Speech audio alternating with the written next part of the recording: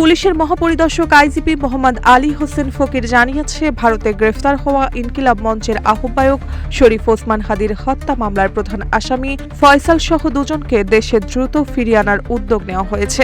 9 March সকালে police হেডকোয়ার্টার্সের media সেন্টারে আয়োজিত সংবাদ সম্মেলনে তিনি একথা জানান। আইজিপি বলেন, হাদি হত্যা মামলার আসামি ফয়সাল ও আলমগীরকে দেশে ফেরাতে পররাষ্ট্র মন্ত্রণালয়ের মাধ্যমে কূটনৈতিক প্রক্রিয়া চলমান রয়েছে। প্রয়োজনীয় আনুষ্ঠানিকতা শেষ হলে তাদের বাংলাদেশে ফিরিয়ে আনা সম্ভব হবে বলে আশা প্রকাশ করেন তিনি। এদিকে আন্তঃবাহিনী জনসংযোগ পরিদপ্তর আইএসপিআর জানিয়েছে, প্রতিরক্ষা গোয়েন্দা মহাপরিদপ্তর ডিজিএফআই এর তথ্যের ভিত্তিতে পশ্চিমবঙ্গের বনগাঁ এলাকা থেকে ফয়সাল করিম মাসুদ ও আলমগীর হোসেনকে গ্রেফতার করা হয়েছে। সংবাদ সম্মেলনে নবনিযুক্ত আইজিপি আরও বলেন, পুলিশের ভাবমূর্তি নষ্টের জন্য কিছু সদস্য দায়ী। তিনি স্বজনপ্রীতি ছাড়া যোগ্যতার ভিত্তিতে পদায়ন ও পদোন্নতির কথা উল্লেখ করে বলেন, সন্ত্রাস, মাদক ও চাঁদাবাজির বিরুদ্ধে জিরো টলারেন্স নীতিতে দেশব্যাপী সাঁড়াশি অভিযান চালানো হবে।